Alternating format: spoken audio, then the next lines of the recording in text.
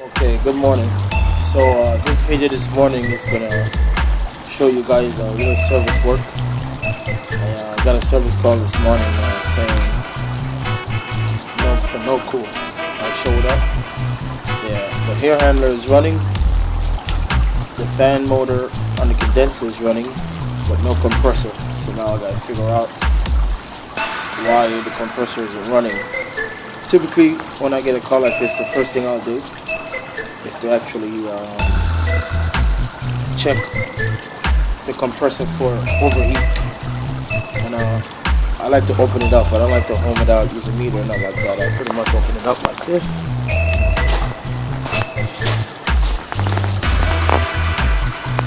Put my hands on it. See, right now I got a water hose because it was feeling super hot. It was really hot. So that's telling me that it's maybe on lock, on overload. So I gotta figure out what's causing that. So right now I'm gonna cool it off for like a minute and a half, 2 minutes, until it's completely cool. Alright, so that's the first thing I usually check. Now this unit got safety switches, high pressure switch, low pressure switch. So I gotta check that too. Make sure everything is good there. Do a visual check inside the panel. Make sure all my wires are nice and tight. There's no burns. Contactor look pretty good. And also I want you to keep in mind when these air handlers got float switch, overflow switch. These customers, they like to touch, they like to get touchy-feely with the unit, which, I mean, it's their unit, can't really blame them, right? So this float switch here, you got to know, if you come over here and you touch this too many times, you jerk it around, this could actually put your compressor in overload. Okay, what's gonna happen is gonna make the compressor run in reverse. Okay, so this little float switch here could create a whole service call for you saying no cool. It's going to shut the compressor down. That could be one thing. Okay, so those are the first couple things I usually check. I checked inside the float switch to see if there's any water. There was no water. That could be from the compressor shutting down for a while. But usually, if the water is pouring over, it usually go in that float switch, stay there for a while. So just bear with me a moment.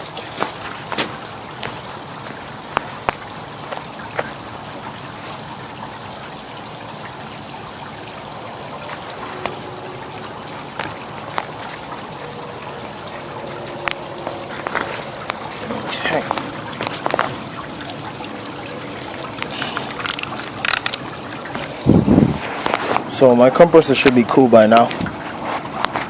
So what I'm going to do,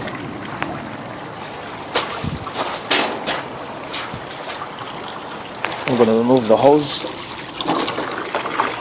So like I say about the float switch and the safety switch, these are them, high pressure and low pressure.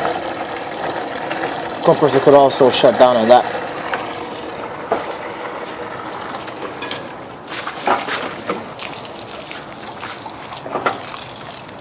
Here.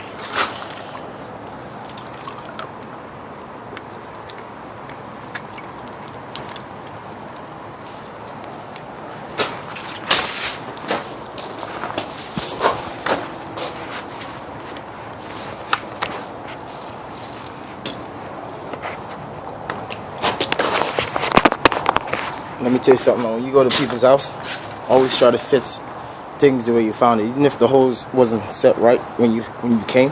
If you use that hose, put it back properly. Okay, it's always a big thing. Goes a far way with the customer.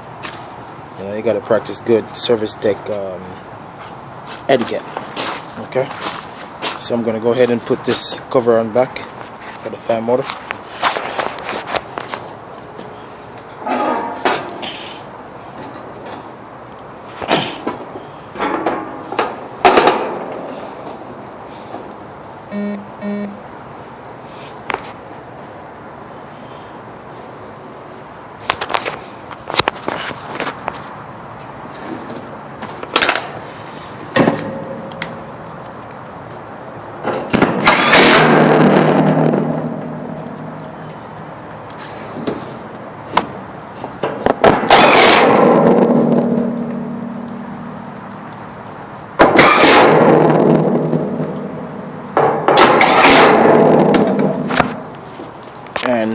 safety check, always make sure the disconnect is all the way out.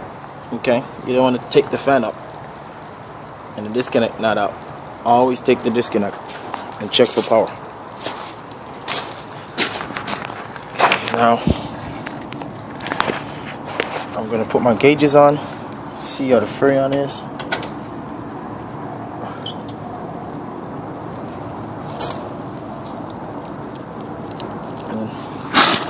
Got 410A refrigerant in here.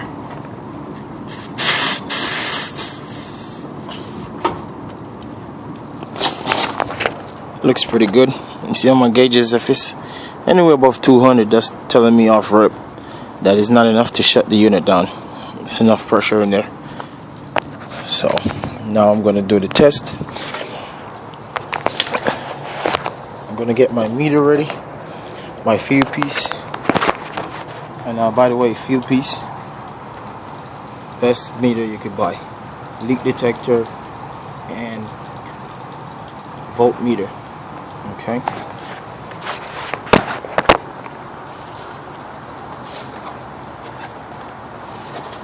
Here's my fuel piece.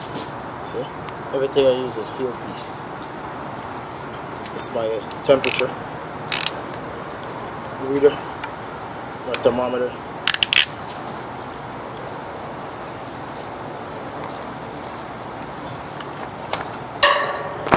While I'm doing this, I'm getting ready to check amperage.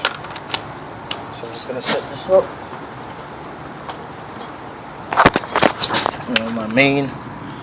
My main power wire coming in. I want to check that, set that up ahead of time, because I'm about to check the compressor again. And that's my power coming in from the disconnect. I'm gonna get a amp reading. Nothing is in the way.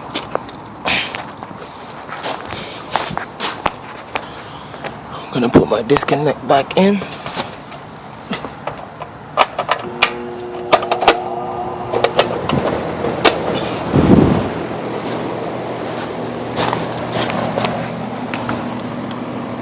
It's pretty much the same thing.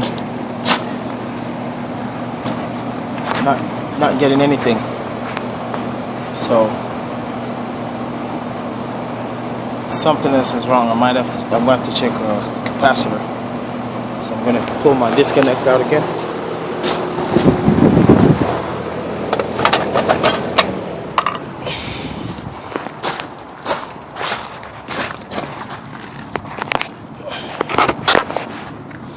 Now I'm going to check electrical.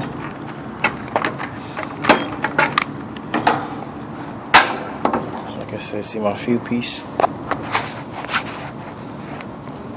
Very good meter. Durable, lasts long, get the job done.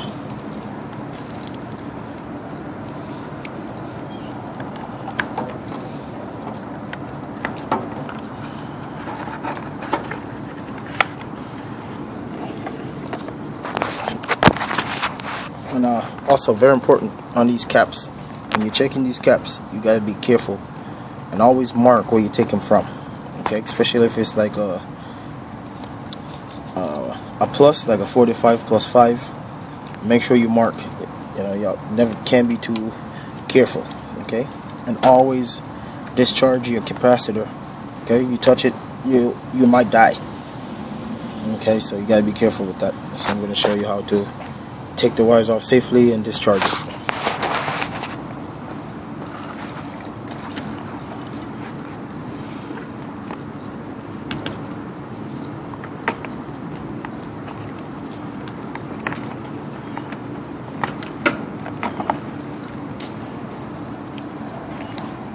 Now with your voltmeter, you're going to set the meter to volts alternating current.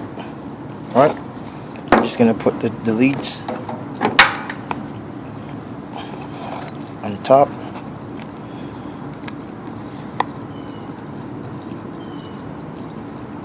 It's pretty much going to discharge any current that's stored in there.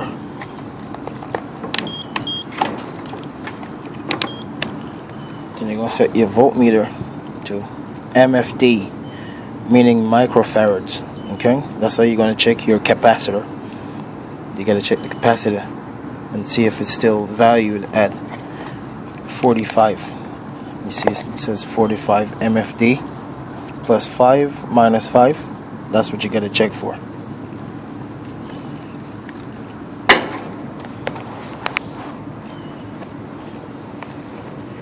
So I'm going to check, and the cap is bad. No bueno.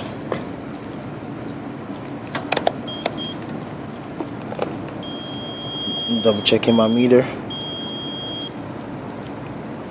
Make sure my meter is working properly. I'm gonna check the cap again. Put my voltmeter on MFD, as you can see, and you're gonna see it reading. And I'm not getting anything. I'm still at 0.1. So obviously this cap is bad, and it's a 45 MFD. So I'm just going to switch that out and check the compressor again.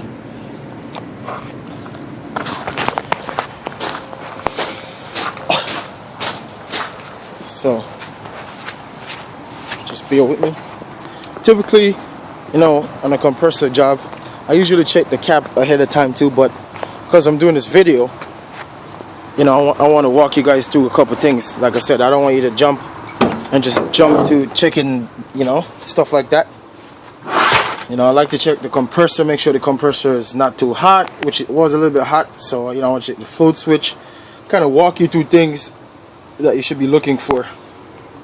So now I'm in my beautiful truck, as you can see. Need some cleaning. And I'm looking for a 45 microfarad capacitor, and this is a run capacitor, not a start. I got a 30 plus 5, got a 40 plus 5,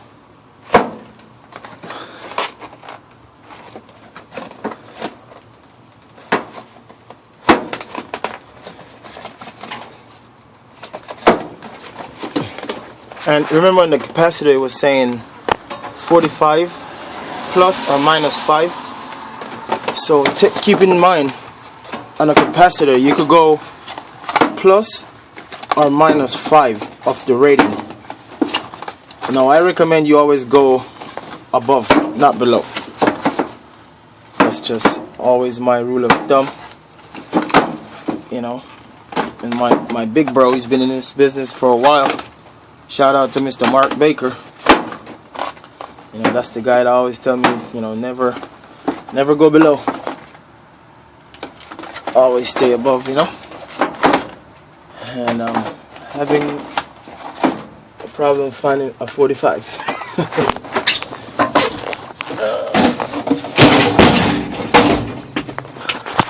Hopefully I have a 45 here. Got a 45 plus 5. 80, 50, 50. Why can't I find any 45? I might have to throw in a, oh, there it is. Alright, so you see, 45, oh, my fault. What am I doing? Can you read that? Okay, there it is. 45 MFD, 440 volts. Now, remember I was telling you, this thing stores a lot of current. Okay, stores a lot of charge in it, man. I'm telling you, if you don't discharge that meter, if you don't discharge this cap with the meter, or sometimes old school guys do it with a screwdriver, and they put it in between. They put it in between the pins. I'm gonna show you, which I usually never do. You know what I mean? You can't be too safe with this thing. You gotta remember, this is your life you're talking about, man. This is your livelihood here. You gotta go home to your wife and kids. Okay? But I'm also gonna show you. I'm gonna show you the bad way to do it. The old school way. Which most old school guys do it. So there we go. So you see the tips? All you gotta do is put the screwdriver in between, and twist it and make sure it's got contact between both pins, and that's gonna also discharge it. But don't hold it like this, okay? RIP, that means you're dead. With the rubber, plastic, whatever it is, hold it like that and you should be alright. Alright, so we're gonna put this in one more time and check if the compressor is running. Let's see what happens. So just bear with me.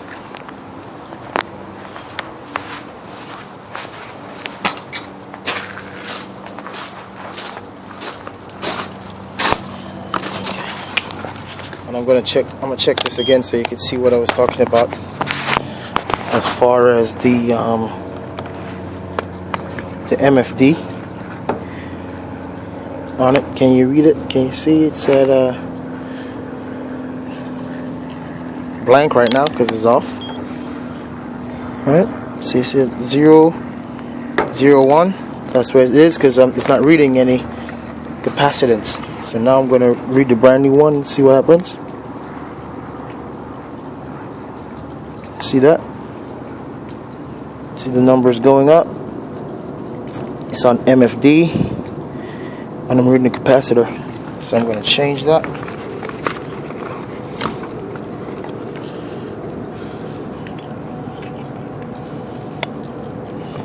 That's my compressor wires. I already checked that out. These two dark blue wires are coming from my start kit, which helps the compressor to kick in.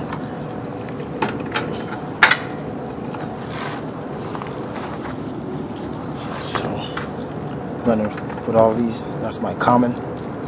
Usually the common comes on top of the contactor. So I'm gonna change that. And I'm gonna change that. Alright, now we're going to check it one more time. Check it one more again. Back to my disconnect. Let's see what happens. Okay, you're probably going to hear when the compressor kick in this time. There she blows. Nice sound. Okay, so obviously that was a capacitor. Now keep in mind, when I came here, inside was running. It's a split system, air handle, straight cool, electrical heat. Inside was running, the outside is running, but not compressor. Fan motor outside motor. Okay, compressor wasn't running. Remember, we checked to see if the float switch was tripped. We checked to see if it was overheating. It felt a little hot. I washed the coils down and I put water in the compressor. So now we're going to check my gas.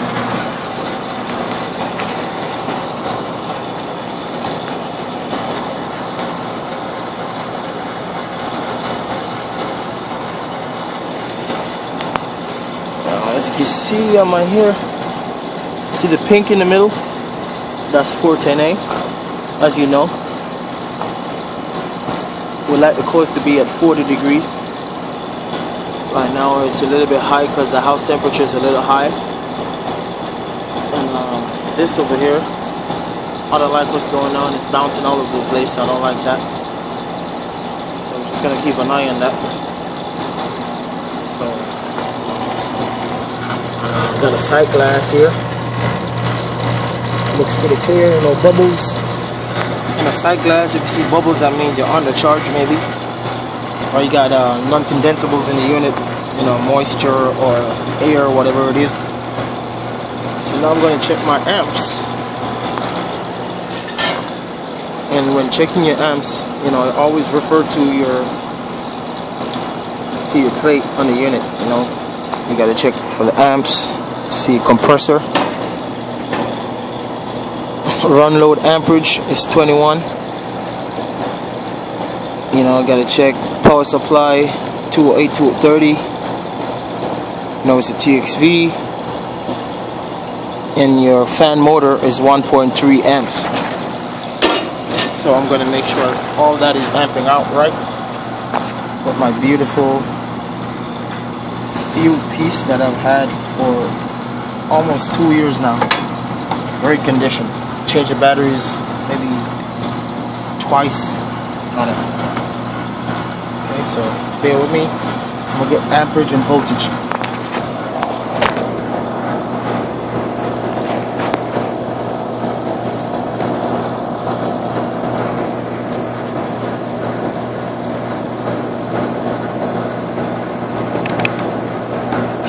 Again, make sure my meter is set correct. Some volts.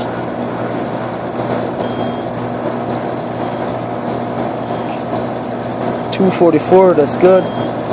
I'm going to check the other side of the contactor. 244, that's great. That means there's no restriction going through the contacts, so that's good. Now I'm going to check for amperage. Remember, it was 21 on the plate.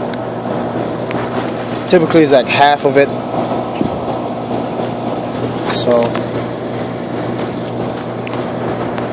let's see if you see it better here. I'm getting 13, which is great. Now I'm going to check the fan motor inside. It's probably going to be like point something.